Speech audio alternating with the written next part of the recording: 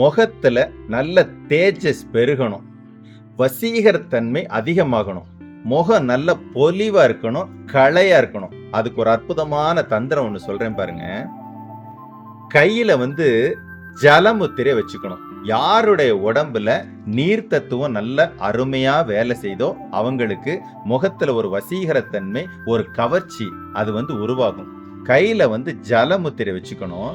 ஜலமுத்திரையை வச்சுக்கிட்டு என்ன பண்ணணும் அப்படின்னா, மூச்சை மெதுவாக இழுக்கணும். அதிகப்படியான நேரம் முடிஞ்ச வரைக்கும் நிறுத்தி வைக்கணும். மூச்சை வெளியில விடும்போது அப்படிங்கிற சத்தத்தை சொல்லிக்கிட்டே விடணும்.